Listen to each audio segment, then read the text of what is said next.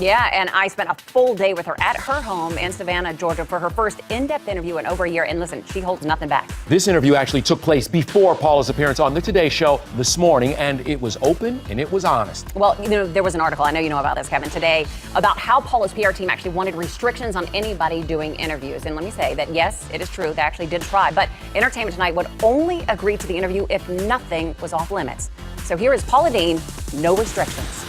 Paula, what was your darkest moment? I had to admit something that I was so ashamed of, so disgusted. I had hurt people. I had hurt people. And I was so sorry. What you went through was not just an emotional thing, obviously the financial thing, because there was Target and Food Network, Sears, Kmart, JCPenney, Walmart, Walgreens, Smithfield, Home Depot. I know that's a financial component of these endorsements, but it also would be the emotional component of, wait a minute, you've worked with me for all these times, now you don't believe in me? That was hard, because some of these relationships we'd been in 10, 12 years, and I thought they knew me. So that was hard. Did any of them call and talk to you personally, any of the CEOs? No. Did you want to speak to some of them? I would not have minded. How bad did it get emotionally for you?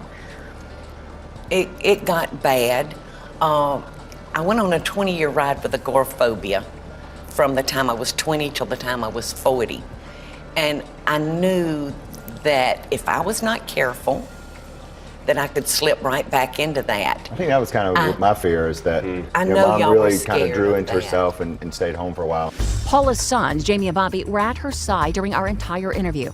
They're extremely protective. I even noticed during our conversation that Paula was clutching her sons, holding their legs for support.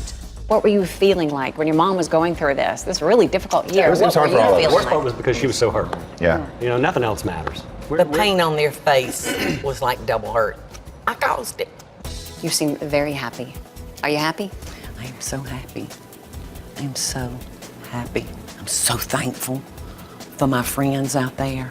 Hey, how are y'all? Walking with Paula around her hometown of Savannah, Georgia, you can see that she's totally insulated herself from the public scrutiny and criticism. I love you. I love you. I love you. I love you back. Oh, God bless you. She goes where the love is, and that's where she feels safe. Oh, my goodness. Now, you talk to me, and you tell me what's the matter. You're so pretty. Were you ever worried, Paula? Were you ever worried about, like, safety? I feared that, Nancy.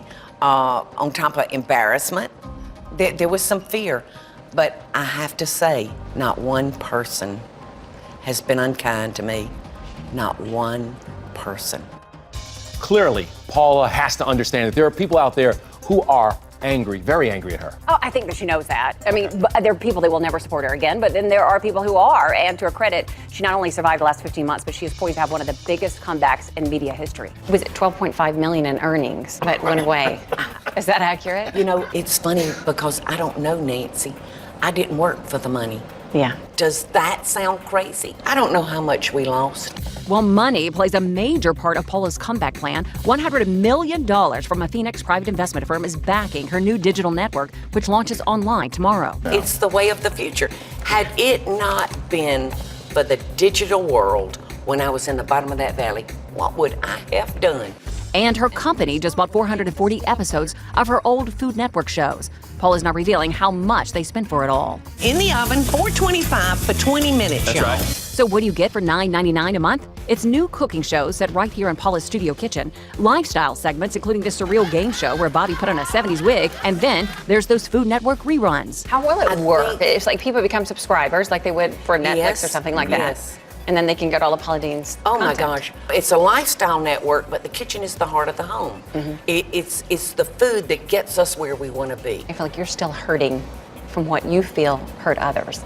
I will never, ever probably completely heal. I'll show you something, Nancy. A month or so ago, I fell, and it hurt so bad.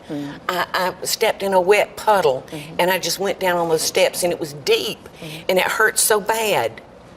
But I knew I wasn't going to die. I knew it wasn't going to kill me. but I was going to have to suffer through the pain for a certain amount of time. Going digital, Paula's been forced to become online savvy, but she tunes out the negative criticism and doesn't visit every site out there. I was embarrassed, but one day a family member came to me and she took me to a website. Did she take you to the Support Paula Yes. Facebook page? Yeah. Yeah.